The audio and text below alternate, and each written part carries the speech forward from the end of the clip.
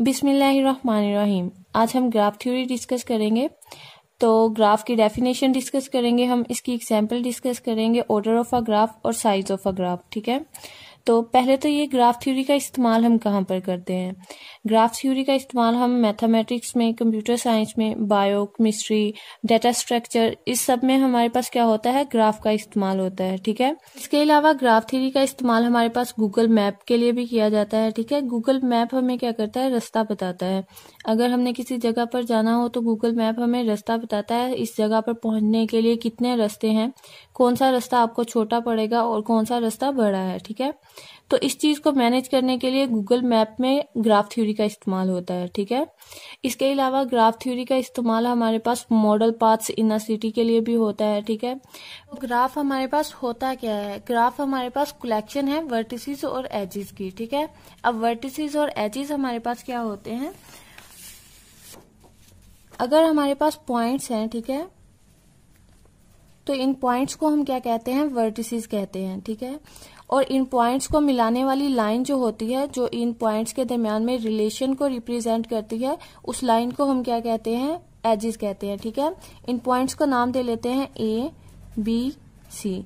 ठीक है, अब ए और बी के दरमियान में क्या है, कनेक्शन है, तो हम क्या करेंगे, एक लाइन ड्रा कर देंगे, इस लाइन को हम क्या कहेंगे, एज कहेंगे। ठीक है, अगर हम इसकी एग्जाम्पल कुछ इस तरह से लें, जो हमारे पास वर्टिसेस हैं, ठीक है, जो हमारे पास पॉइंट लगे हुए हैं, इन्हें हम कह लें, ये हमारे पास क्या है, सिटीज हैं। ठीक है, सिटी ए, सिटी बी और सिटी सी। ठीक है, और इनके दरमियान में जो हमारे पास लाइन है, ये क्या है, रोड है। ठीक है, अगर ए हमारे पास एक सिटी है तो सिटी बी की तरफ जाने के लिए हमें एक रास्ता चाहिए होगा। ठीक है, रोड होगा हमारे पास, जिस रोड से हम ए से बी की तरफ जाएंगे, तो इस रोड को हम क्या कहेंगे, एज कहेंगे। ठीक है, इसी तरह अगर हमारे पास बी एक सिटी है और सी एक सिटी है, तो बी से सी की तरफ जाने के लिए क्या होगा, हमारे पास एक रोड होगा जो बी को सी से कनेक्ट करेगा, तो इस लाइन को हम क्या कहते हैं, एज कहते हैं।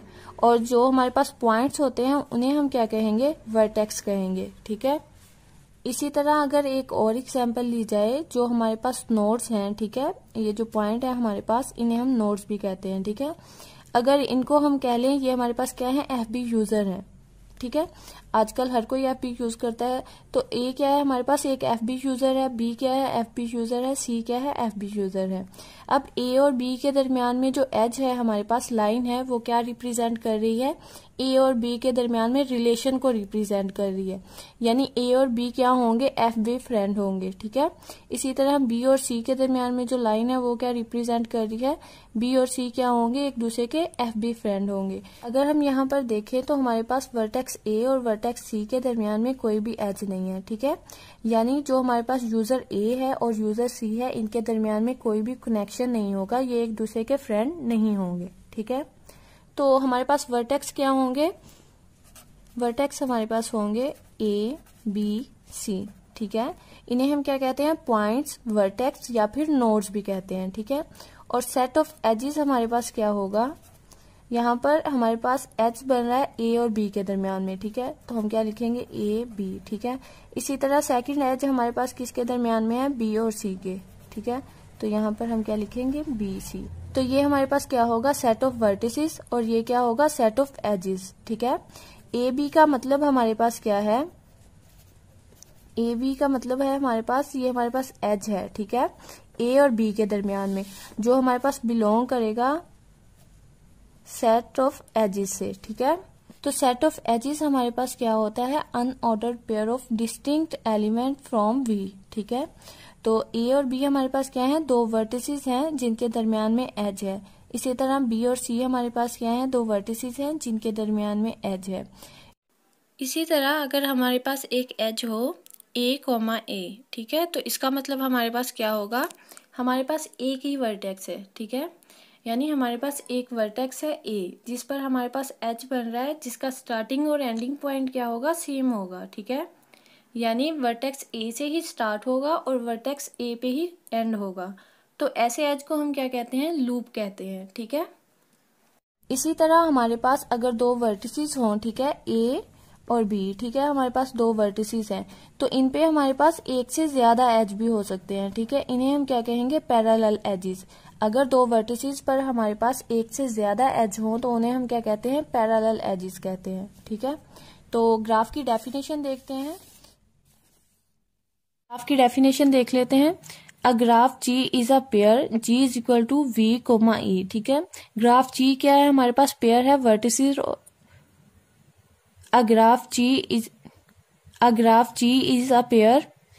A graph G is a pair. G is equal to V, E. Graph G हमारे पास क्या है, पेयर है वर्टिसेस और एजेस का, ठीक है।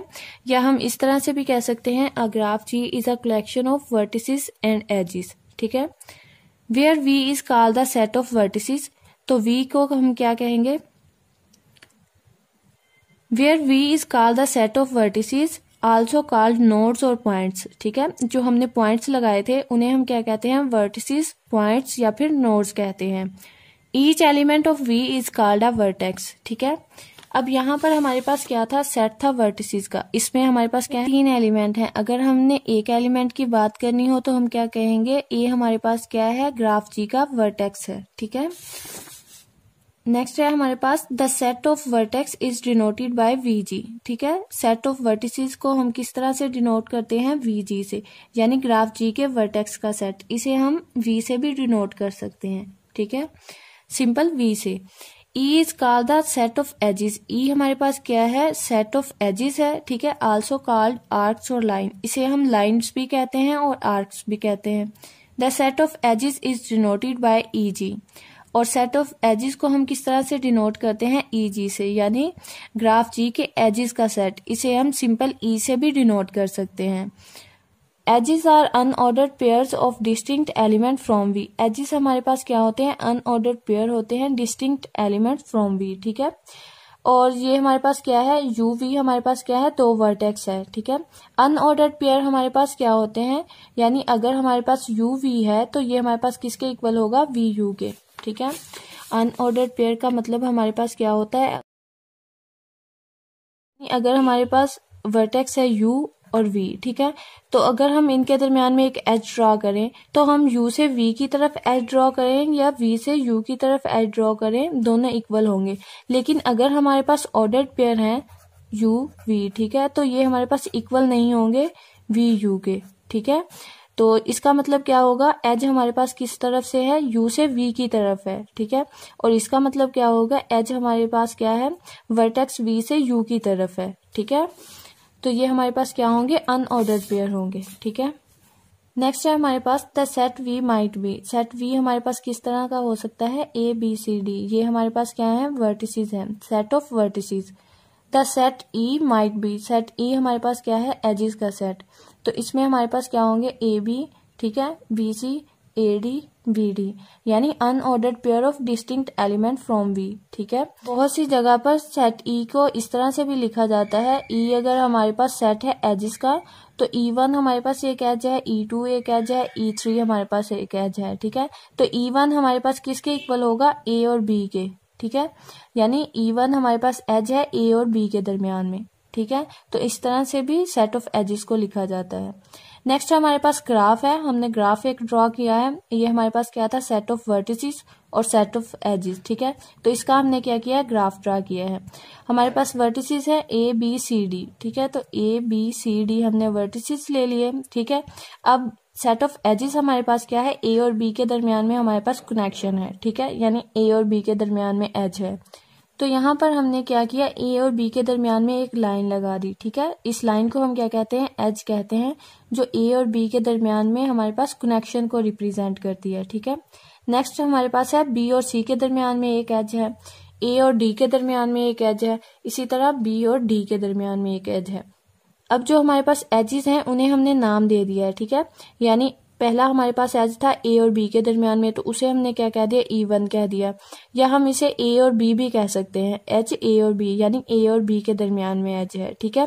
इसी तरह सेकंड हमारे पास बी सी के दरमियान में था, तो उसे हमने E2 का नाम दे दिया, E3 का नाम दे दिया, E4 का नाम दे दिया, ठीक है। और यहाँ पर हमने लिखा भी हुआ है, E1 is an edge between A and B, E1 हमारे पास क्या है, एज है बिटवीन ए एंड बी, ठीक है। ए और बी हमारे पास क्या है, 2 वर्टिसेस है, E1 हमारे पास किसके इक्वल होगा, ए बी के, ठीक है, अनऑर्डर्ड पेयर ऑफ वर्टिसेस। तो ए और बी हमारे पास क्या है, दो वर्टिसेस हैं, ठीक है, जो हमारे पास बिलोंग कर रहा है सेट ऑफ एजेस से, ठीक है।